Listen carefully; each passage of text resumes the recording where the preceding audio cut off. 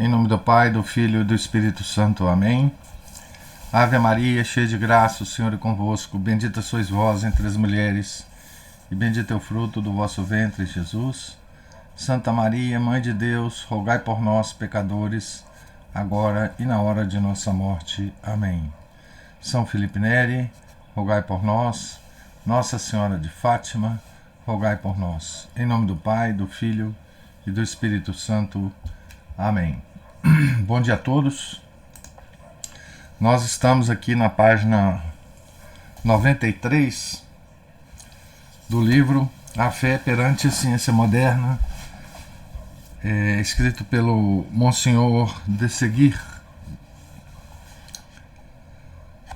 capítulo 19. O conhecimento das causas secundárias não basta para constituir um verdadeiro sábio. O Monsenhor de Seguir aqui vai fazer algumas observações, digamos assim, metafísicas, né?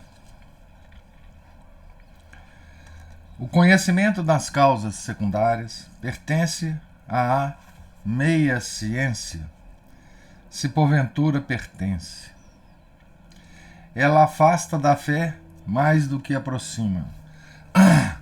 Chama-se causa secundária para diferenciar da causa primária, o que produz, mais ou menos imediatamente, um fenômeno natural qualquer. Assim, a causa secundária do raio, a sua causa imediata, é a separação da eletricidade oculta nas nuvens. A causa secundária de uma epidemia é tal ou qual corrente mefítica, tais ou quais animálculos microscópicos que infeccionam o ar. Essas expressões do século XIX, né? A causa secundária de uma revolução é o conjunto dos acontecimentos que a preparam, etc. A ciência, ou antes, o saber da maior parte dos nossos sábios modernos, limita-se a causas secundárias. É forçoso confessar que neste último século, debaixo desse ponto de vista, tem-se feito progressos maravilhosos. Graças ao aperfeiçoamento dos instrumentos de que se servem os sábios, principalmente na astronomia, na física e na química, tem-se descoberto 1001 causas secundárias extremamente interessantes. Alguns sábios têm trabalhado no estudo das causas secundárias e nós ouvimos-los com tanto prazer como admiração explicar-nos as razões imediatas de uma quantidade de fenômenos naturais. Eles explicam a chuva, a tempestade, o trovão, a geada, os fenômenos da luz e da acústica, o curso dos astros, suas revoluções e suas leis especiais. Explicam os fenômenos anatômicos e fisiológicos. Penetram no íntimo de muitas coisas naturais desconhecidas, ou pouco conhecidas até agora.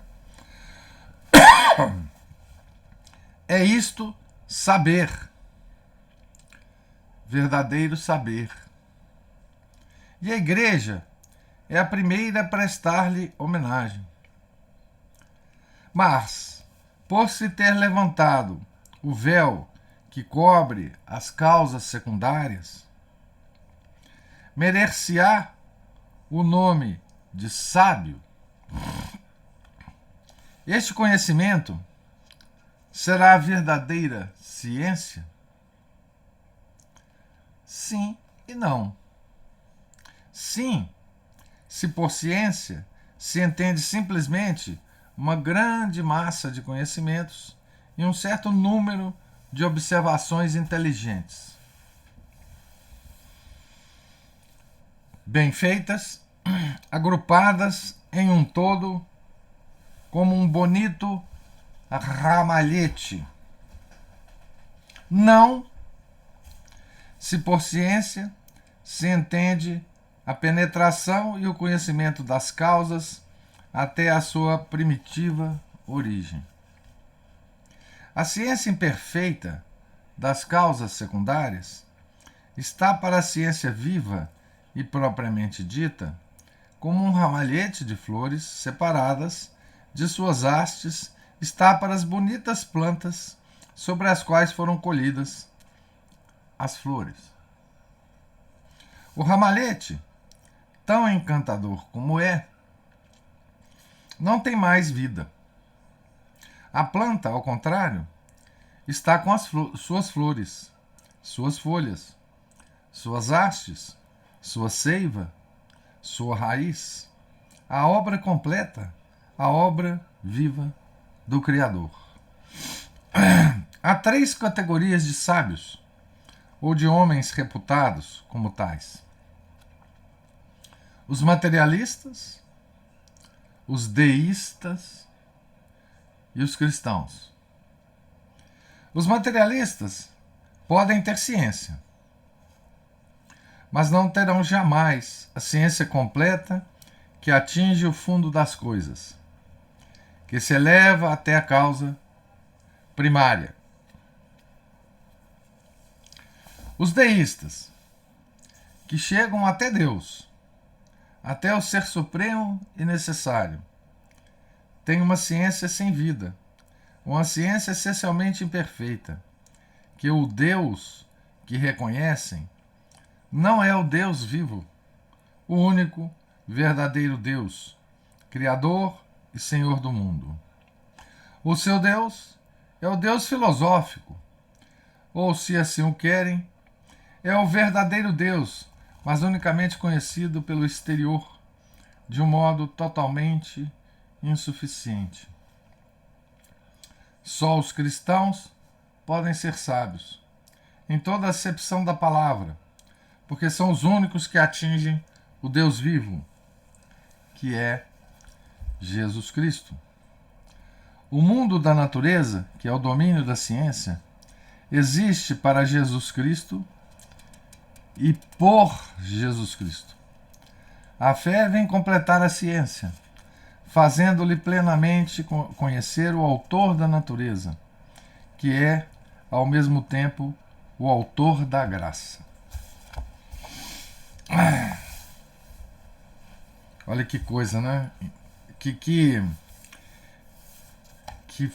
facilidade que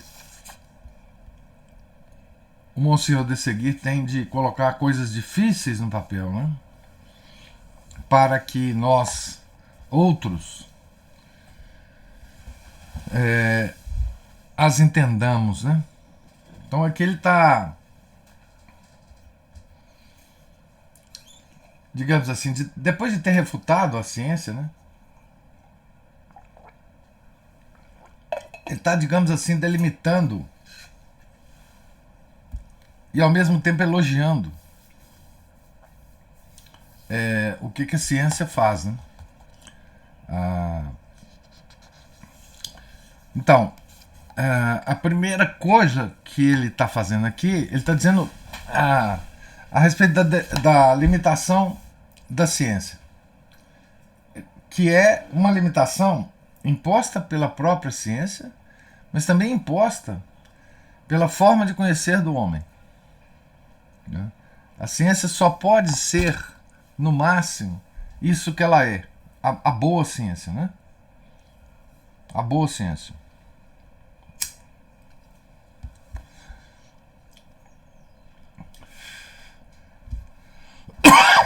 Ou seja, a boa ciência, ela fica restrita às causas secundárias. Não é?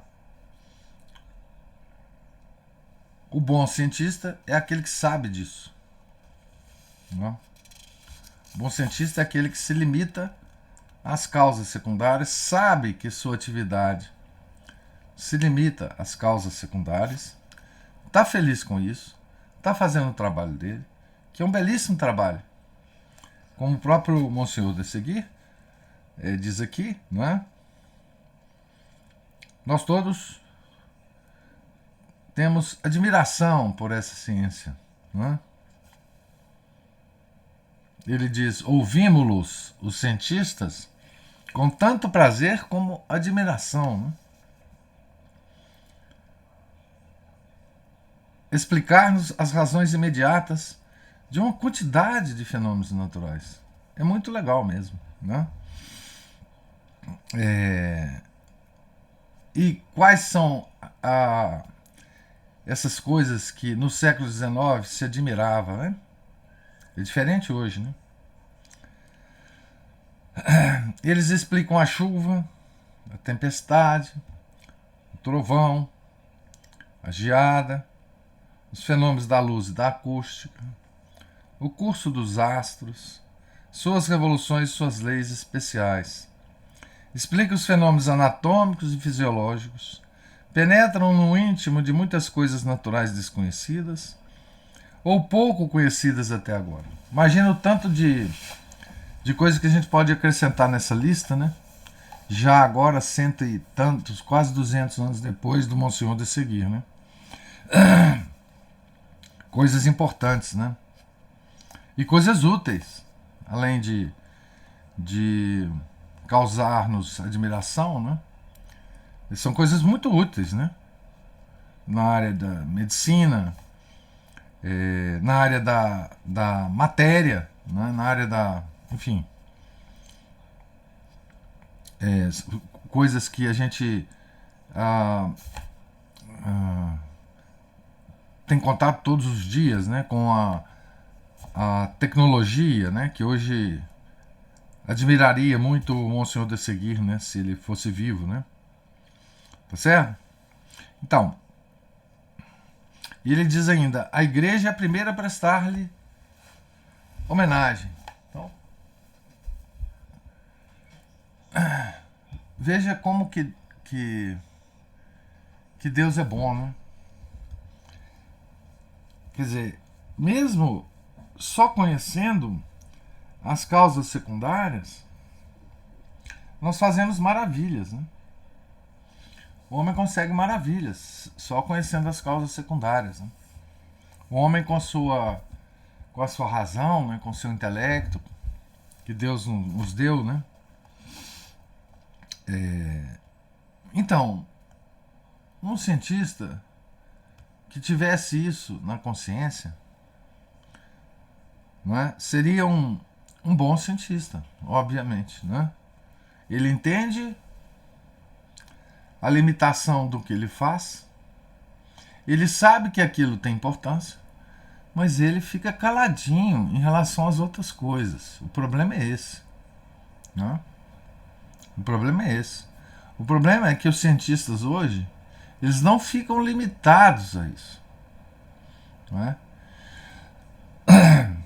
E, ao longo desse livro todo, nós temos visto, né, que os cientistas, tendo conhecimento das causas secundárias, eles querem afirmar coisas sobre a causa primária. Então, esse pulo não dá para dar.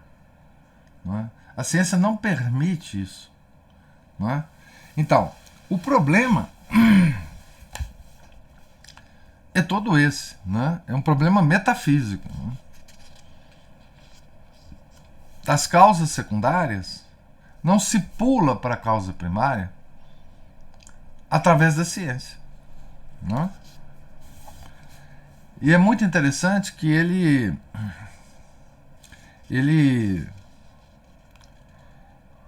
classifica, né, os sábios ou homens reputados como tais em 3 categorias. Hoje essa classificação até hoje é bastante razoável, né? Eu diria, hoje, os materialistas, os deístas, e aqui ele usa a palavra cristão. Claro que ele está usando a palavra cristão como sinônimo de católico, né? Como a confusão aumentou muito, eu diria materialistas, deístas e católicos. Materialista, a gente sabe o que é, né? Quem são, né? Os materialistas são aqueles que ateus, né? Certo? Eles não têm a menor noção da causa primária, né? Da causa primeira. Então esses eles tudo que eles conseguem, eles consideram como causa primeira, porque para eles não existe causas secundárias e causas primárias, né? Então esses são os materialistas.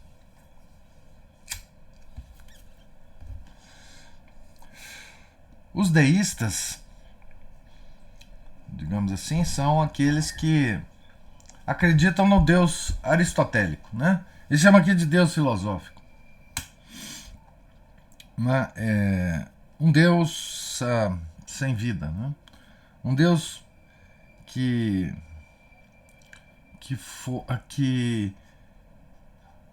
move, é o primeiro motor imóvel, né? Do Aristóteles, que é a causa de tudo, mas que não se preocupa com nada, não é? Esse são os deístas, né? E nós católicos, né? O que nós católicos diferimos desses deístas, né? Dos materialistas a gente sabe, mas o que nós católicos diferenciamos desses deístas, né? Porque o nosso Deus, ele, além de ser o motor imóvel, não é? Ele se encarnou, não é? Ele é trino, a segunda pessoa se encarnou, né? Ele é um Deus que se encarnou. Então é um Deus que preocupa tanto conosco que se encarnou, né? Então é um Deus vivo, é um Deus que está, é uma pessoa que está permanentemente atenta, preocupada, tentando nos salvar, né? E a gente sabe que a natureza ela existe para ele e por ele. O que significa por ele? É que ele está continuamente mantendo a natureza como ela é, né? Mantendo a grama verde, mantendo a jabuticabeira para dar jabuticaba, né? Mantendo o cachorro para que ele continue sendo cachorro e não vire um gato, né? Mantendo as cachoeiras sendo cachoeiras permanentemente, não é? Mantendo o sol para que ele se levante todo dia.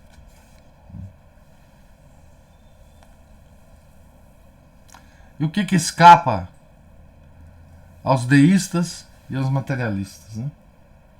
Que esse autor da natureza, mantenedor da natureza, é também autor da graça, né? Veja quão diferente é esse nosso Deus, mesmo dos deístas, né? Autor da natureza e autor da graça. Nós voltamos à questão da graça e da natureza. De ontem nós comentamos alguma coisa, né?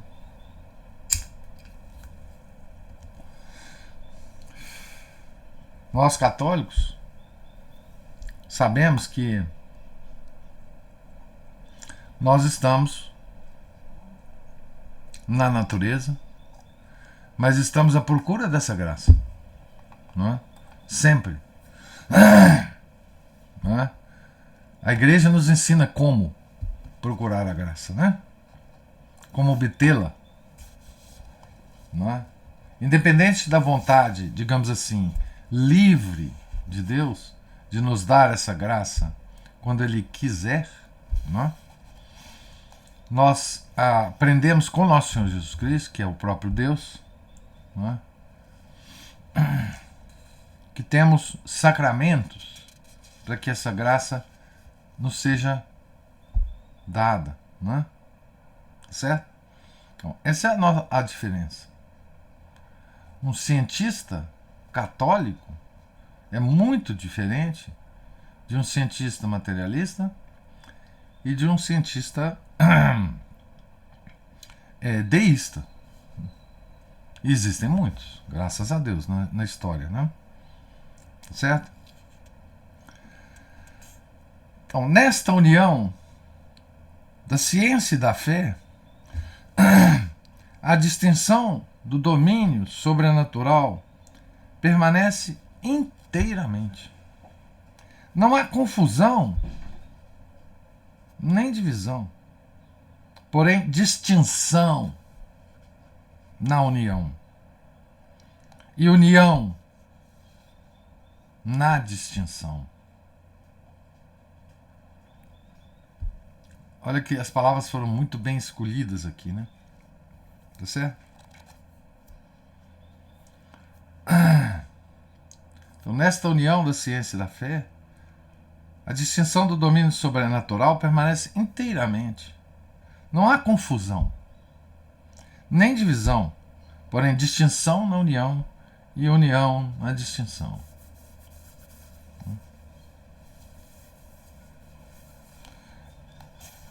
Tá certo? Então, nós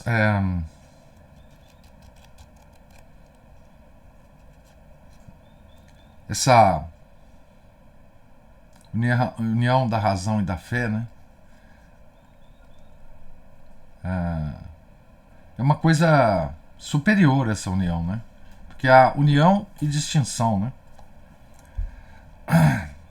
Sem fé, sem a fé, repetiremos sempre, a ciência humana não pode atingir a causa primitiva de coisa alguma.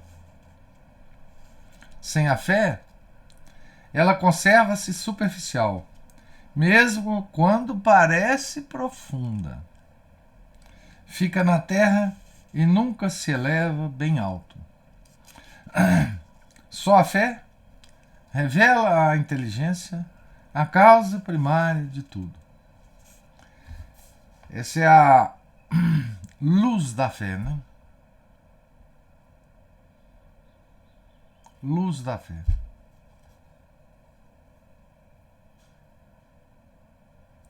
A metáfora de luz é claríssima aqui, né?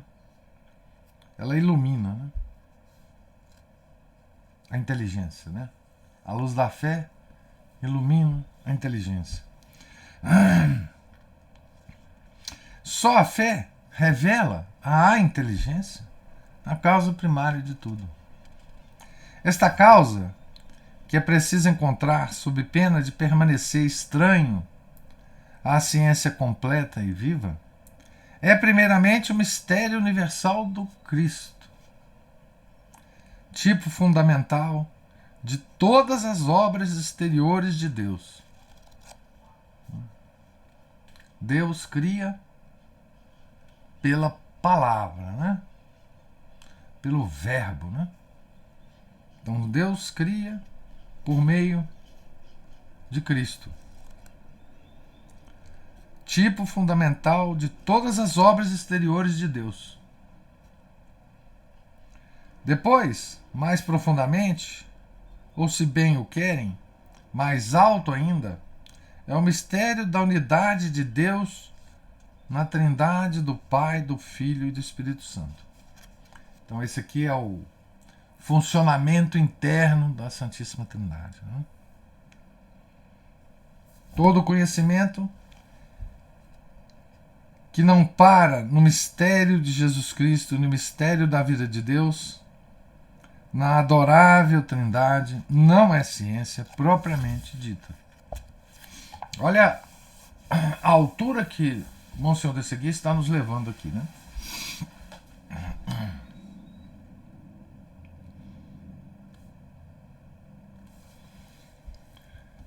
Quanta superioridade não dá a fé aos sábios sobre aqueles que não a possuem. Dá-lhes a chave da ciência, dando-lhes Jesus Cristo.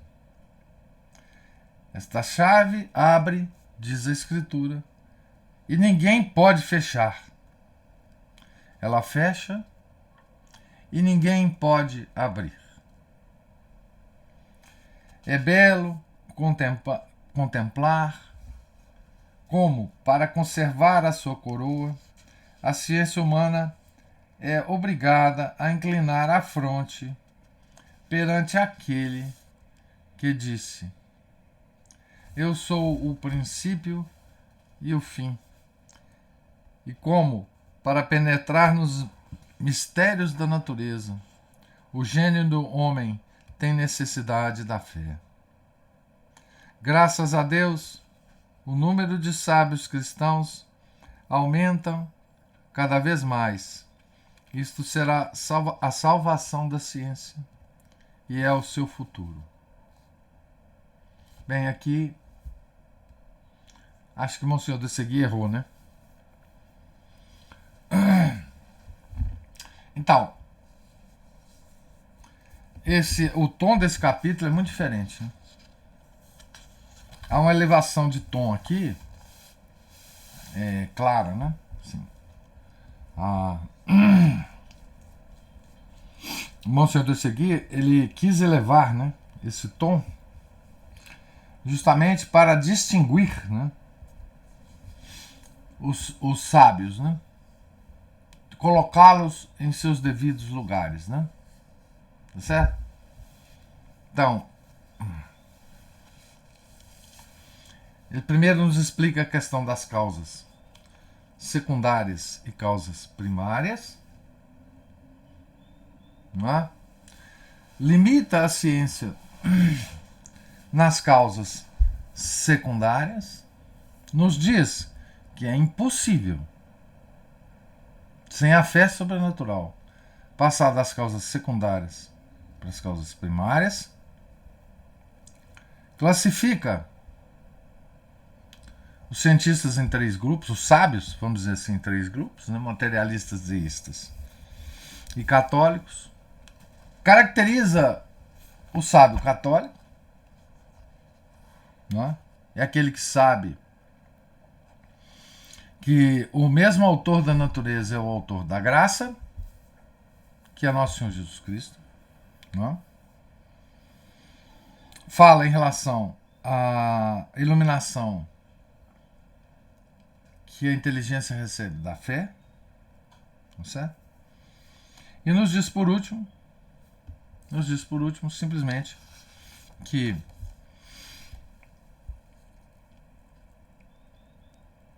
a fé dá-nos a chave da ciência, dando-nos Jesus Cristo, que é o Criador da natureza. Não? Tá certo? É o Criador da natureza. Então, para penetrar nos mistérios da natureza, o gênio do homem tem necessidade da fé. Tá certo? Esse é o. Ele termina o capítulo assim, né? Então, aqui é óbvio que ele já não está tentando falar mais com os sábios, né? Como ele estava quando ele estava refutando, né, os sábios. Aqui, Monsenhor de Segui está falando a nós, né? Ele está querendo nos ensinar, né, como que nós devemos encarar a ciência. Tá certo? Então, para nós, né, quais são as as lições, né?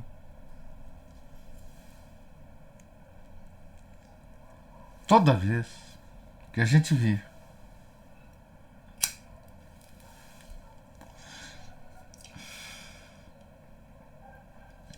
um cientista dando uma entrevista num canal de televisão, num jornal escrito, num canal do YouTube,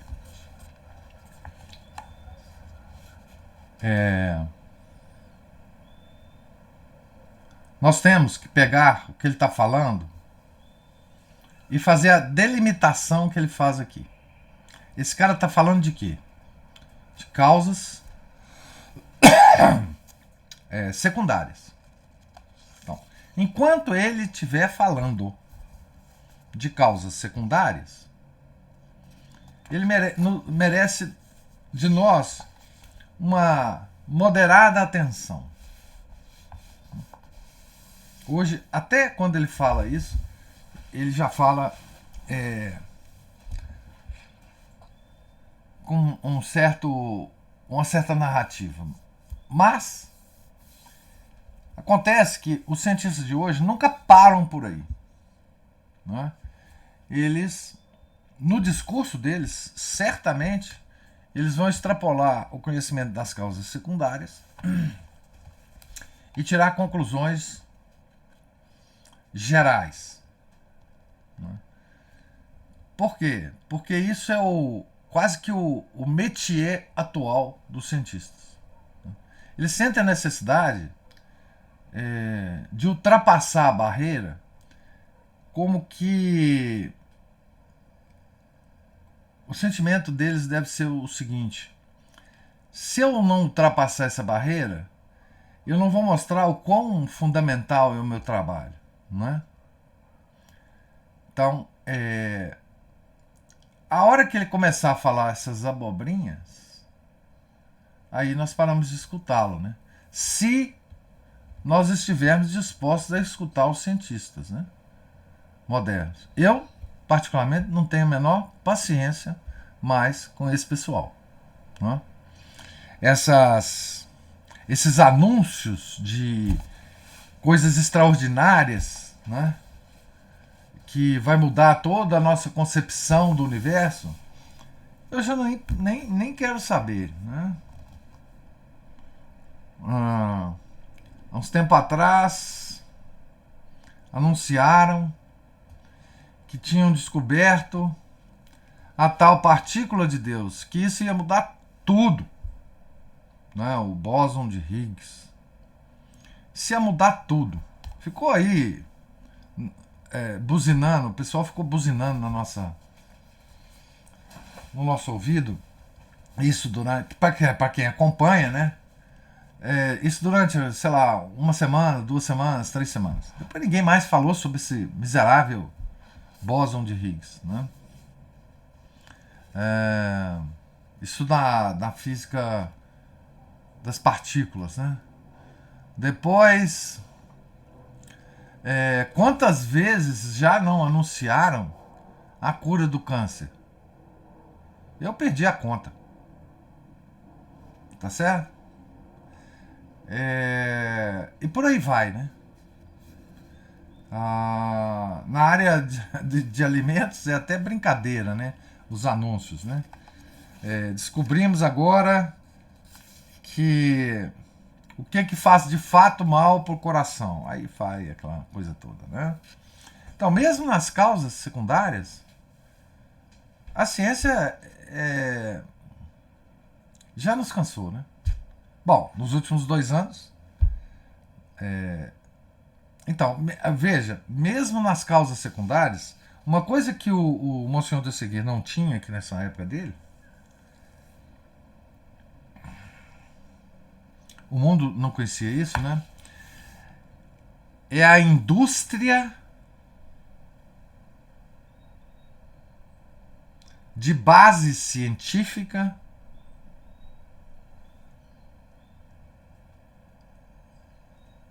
que vende produtos, né?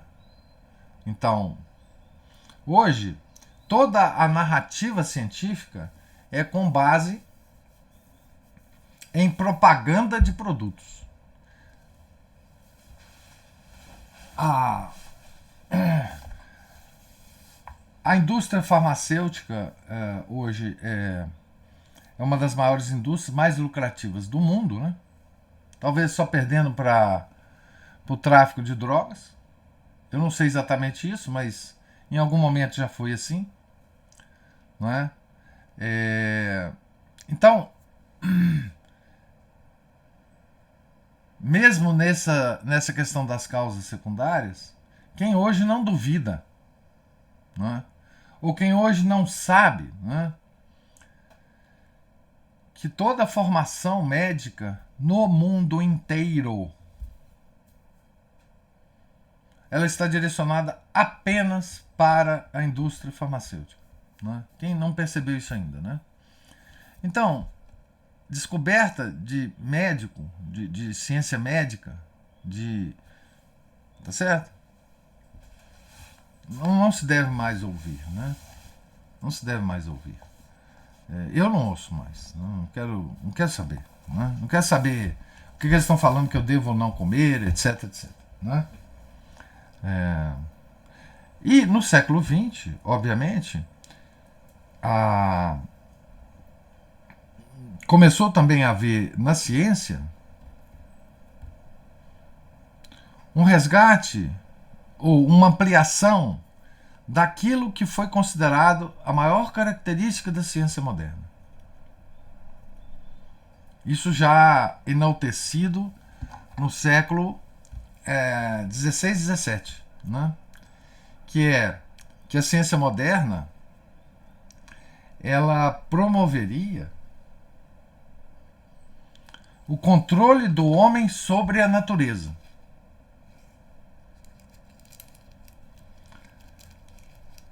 Só que até o século XX, quer dizer, para nós, idiotas, que de fato acreditávamos, né, que nós estávamos falando do controle do homem sobre o universo aí externo a nós, né? Sobre, por exemplo, desenvolver uma tecnologia que faz as plantinhas que a gente precisa crescer mais rápido, as frutinhas que a gente das quais a gente se alimenta ser mais docinha, ser mais bonitinha, ser mais suculenta, não é? Isso foi acontecendo, não é? Mas no fundo, quando você fala que a ciência tem o objetivo de controle da natureza, a gente se esquece de incluir nós na natureza, né? Então, no fundo, a ciência chegou a um estágio, né, no século XX, que ela agora é capaz de controlar o homem. Ou assim eles pensam, né? Então nós chegamos naquele ponto de culminação da ciência moderna, baseada no método científico, que é o seguinte: olha, cara pálida, você também está incluído na natureza que a ciência quer controlar. Certo? Então, hoje tem umas palavras bonitas que andam por aí, né? Transhumanismo, não sei das quantas, não sei das quantas. Bom, o que é o transhumanismo? O transhumanismo é a versão mais nova do método científico, controle da natureza.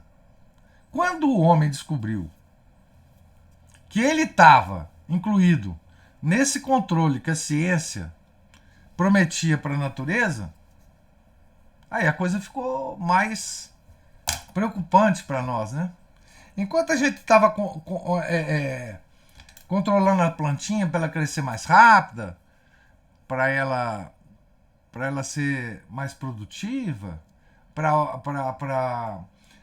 as uvas serem produzidas para dar um vinho melhor, nós estávamos felizões, né? Felizões. Mas nós pensamos que a ciência ia parar aí. Nada disso. Não?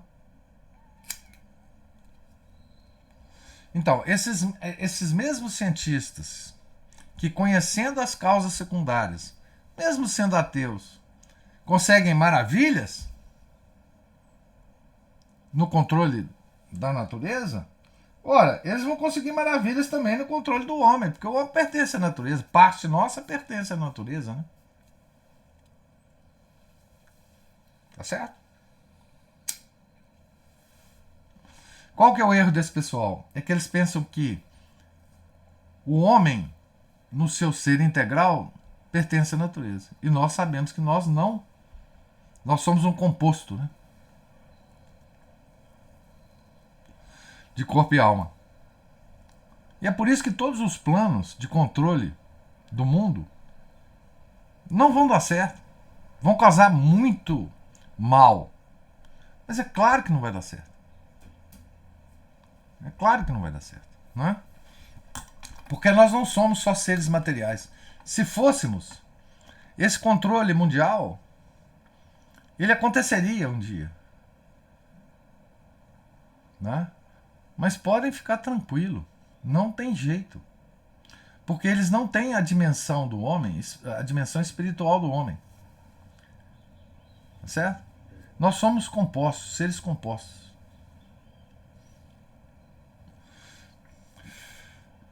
Não tem jeito de controlar a nossa vontade. Não tem jeito. Nós podemos ser submetidos a sofrimentos corporais. Mas isso nós sabíamos, né? Nós católicos, né? Porque nós somos descendentes dos mártires. Mas o que eles faziam com os mártires? O máximo. O máximo. Bom, torturavam, submetiam-os a um sofrimento indizível e matavam. Mas não controlavam a vontade deles. Não é? Não controlavam. O homem é os atributos superiores da alma: inteligência, vontade e sensibilidade. A vontade não pode ser controlada pela medicina, pelo transhumanismo, pelo que vier pela frente, né? Então, eles têm uma deficiência, esses controladores aí, terrível, né? Não podem nos controlar. Não podem.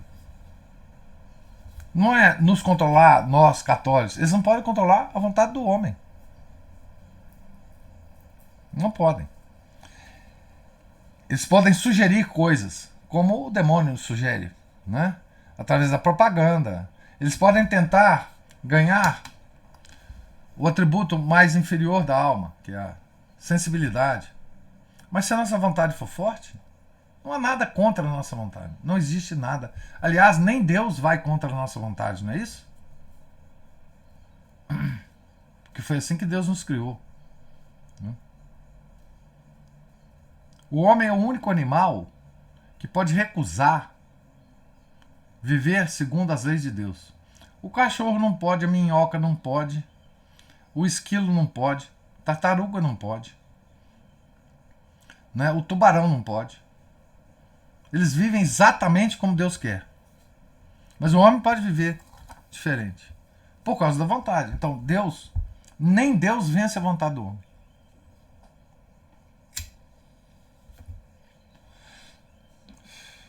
Nós não podemos acreditar que os globalistas vão vencer a nossa vontade. Não vão. Não vão. Não é? Então a ciência hoje tem essa pretensão de controle total do homem. Porque ela nos achatou, né, no plano material. Isso não existia no tempo do Monsenhor de Seguir. Existia em potência, mas não em ato. Hoje existe em ato, né? Hoje existe em ato. Então, gente, eu estou fazendo uma modestíssima e incompetente tentativa de, digamos assim, de atualizar, não é? esses capítulos aqui que o Monsenhor de Seguir escreveu. no século XIX para o nosso tempo, né? Mas eu reconheço que não só é modesta, como bastante incompetente, né? Então eu pergunto aos senhores se vocês têm alguma pergunta, alguma.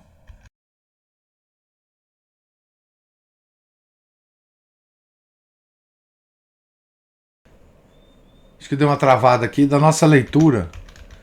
Por favor, se tiverem. Oi, professor. Sim, Márcio.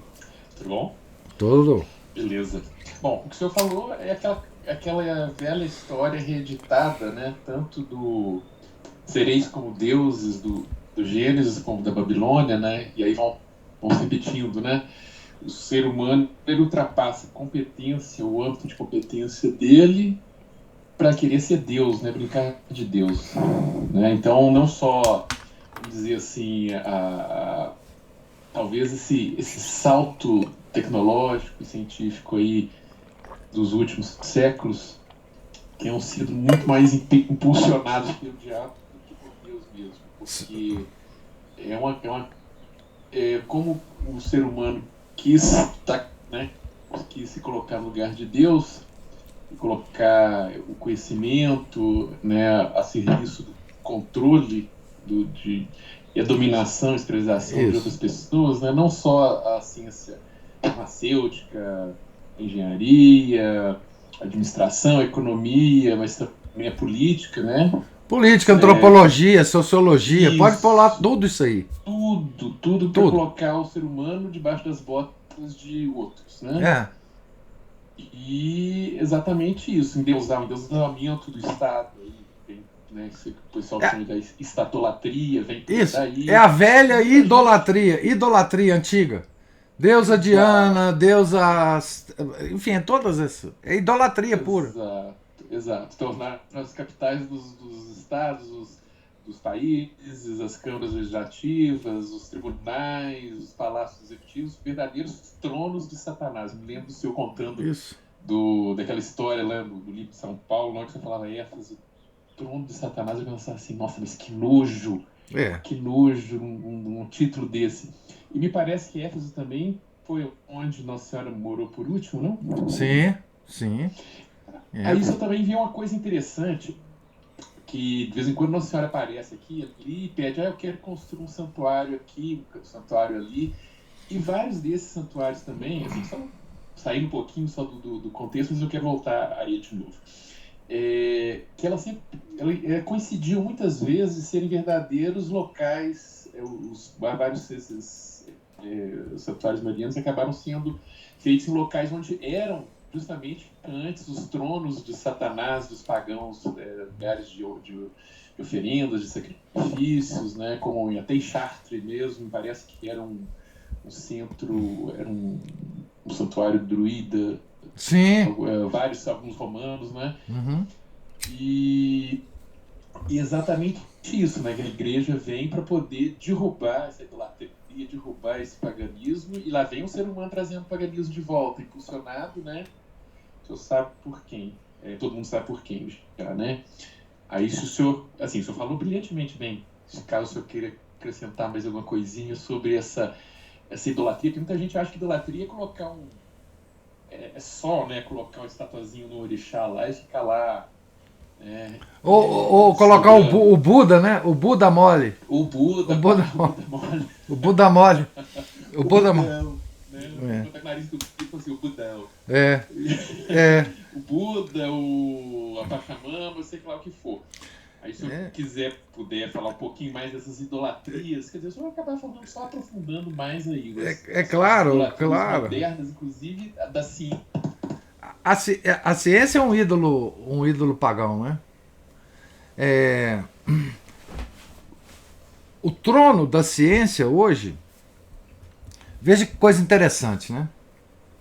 Os deuses antigos sempre exigiram do homem sacrifícios humanos. A ciência não é uma deusa diferente dos deuses antigos. Ela exige sacrifício humano, sangue humano. Tá certo? Os deuses pagãos exigiam sacrifícios humanos. Essa coisa do sacrifício, de você sacrificar o povo hebreu, né, antes do sacrifício do cordeiro, do cordeiro de Deus, né? Mesmo os hebreus, o que era o princípio do sacrifício, né? Você sacrificava o que você tinha de mais valioso para aquele Deus que você prestava homenagem, adorava, né? O povo hebreu sacrificava os melhores animais, né, que eles tinham ao Deus hebreu, que é o Deus verdadeiro, que é o nosso Deus. Tá certo? Mas o que aconteceu? Os deuses pagãos continuaram e continuam a exigir, não é sacrifício de animais, mas é sacrifício humano. Algumas palestras anteriores nós falamos quem falou acho que foi a Cristina, né? Dos povos primitivos do México, né? Que exigiam sacrifícios humanos.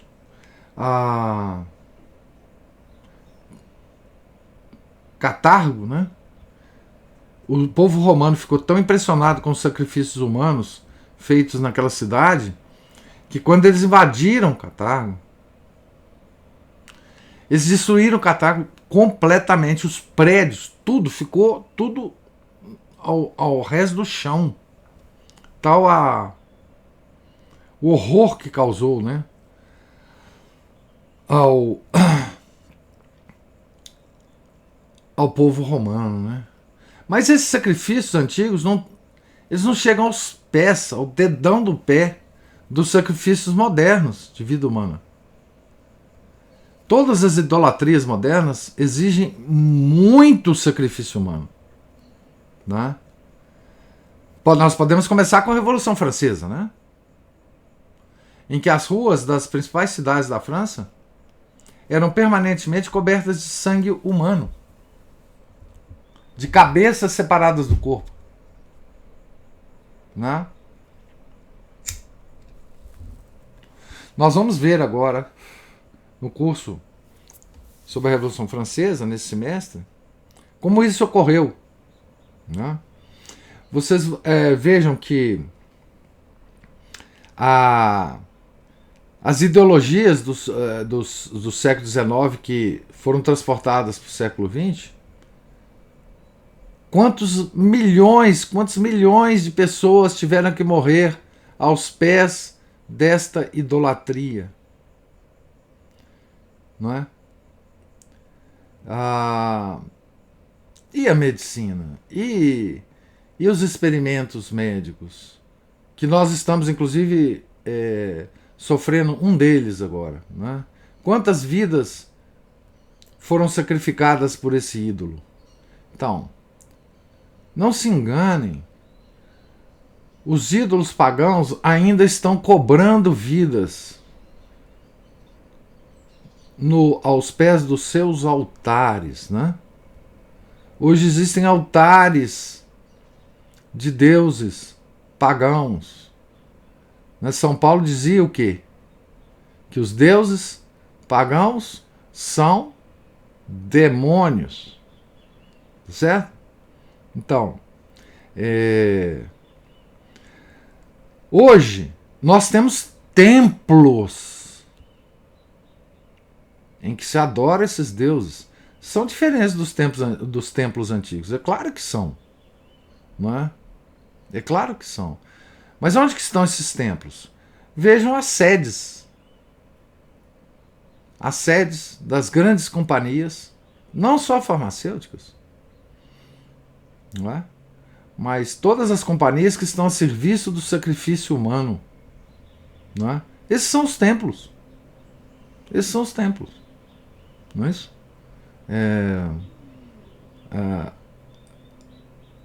No altar dos quais os homens estão morrendo aos magotes. Crianças, velhos, homens saudáveis, jovens, adolescentes, morrendo, caindo. Agora, recentemente, nós temos as imagens, né? As imagens de pessoas caindo, simplesmente morrendo. Atletas de alto desempenho nos campos, simplesmente caindo, não é? Sendo levados para o hospital e morrendo logo em seguida, ou morrendo nos próprios lugares onde eles caem, né? Então, essas características dos deuses, elas não mudam, porque o que está por trás disso não muda. Então, a ciência, quando ela se transformou em deusa, ela começou a cobrar as mesmas coisas que os deuses antigos cobravam, né? E agora, essa deusa, ciência, ela cobra sacrifício humano, né? Apenas sacrifício humano, né? E como a tecnologia aumentou, né? Evoluiu, nós agora fazemos o sacrifício humano antes da criança nascer, através do aborto, né? Sacrifício humano no altar dos deuses pagãos. É o que exatamente acontece. Nós falamos assim que o comunismo matou 100 milhões de pessoas, que na China 60 milhões morreram. Mas quantos milhões morrem no útero das mães? Sacrifício humano. Agora não basta sacrificar as vaquinhas, os cordeirinhos, não. Tá certo? A cobrança é de sacrifício humano. Isso não estava no campo de visão, né, do Monsieur de Segui, né? Mas qualquer coisa construída por ímpios serve a um deus pagão, que cobra sacrifícios, né? Que cobra sacrifícios. Então, nós não podemos nos iludir, né? Para nós, a única coisa que a gente sabe é que esses deuses não podem controlar a nossa vontade, nem o Deus verdadeiro, que nos deu liberdade total em relação às nossas escolhas. Então, é a única coisa que eles não controlam, não podem controlar, não é? O resto, talvez, isso nós sabemos, né? Que se nós sabemos disso porque nós somos descendentes, herdeiros dos mártires. E os mártires morreram porque não quiseram prestar homenagens aos deuses pagãos. Não quiseram oferecer sacrifícios aos deuses pagãos, não quiseram acender os incensos nos altares pagãos, não quiseram dizer as fórmulas de adoração aos deuses pagãos, por isso eles morreram. Tá certo? Eles não pediam aos mártires que cortasse o dedinho e colocasse parte do dedinho deles lá. Não. Os mártires morreram porque eles não quiseram acender os incensos, não quiseram dizer as fórmulas de adoração, não quiseram oferecer prendas para colocar nos altares dos deuses. Foi simplesmente isso que levou aos nossos mártires a perda das suas vidas, né?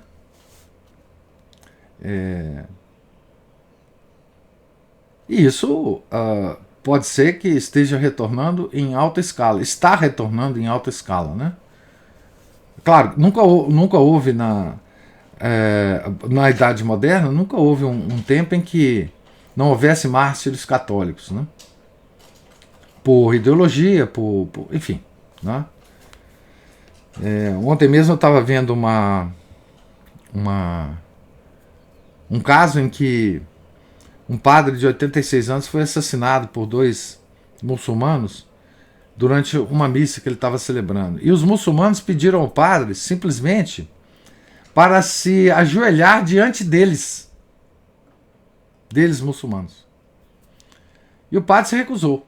Quando o padre se recusou, eles pegaram os punhais e assassinaram o padre no altar, né? Agora eles estão indo a julgamento, parece. Isso foi em 2016 e agora eles estão indo em julgamento.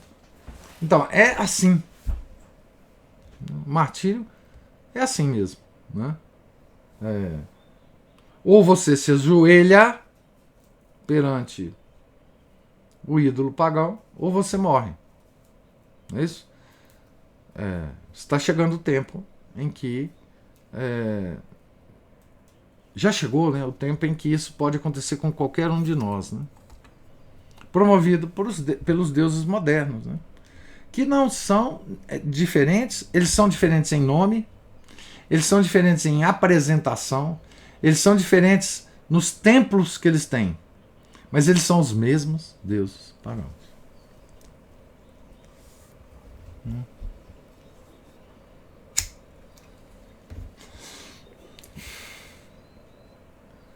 Espero ter respondido, Márcio, aí, a contento a sua observação. Eu pergunto se há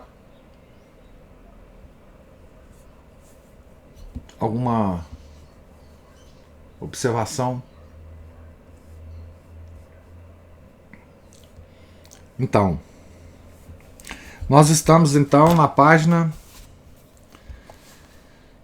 Acabamos de ler a página 96 e amanhã, se Deus quiser, nós começaremos aqui o capítulo 20. Estamos já quase no final do livro, né?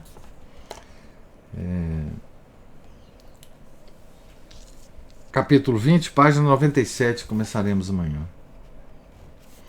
Deus lhes pague aí a paciência, a presença.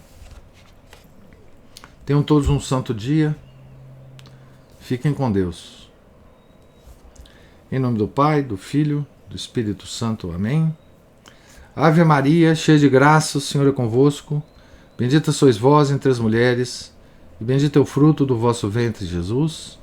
Santa Maria, Mãe de Deus, rogai por nós, pecadores, agora e na hora de nossa morte. Amém. São Felipe Neri, rogai por nós. Nossa Senhora de Fátima, rogai por nós. Em nome do Pai, do Filho e do Espírito Santo. Amém.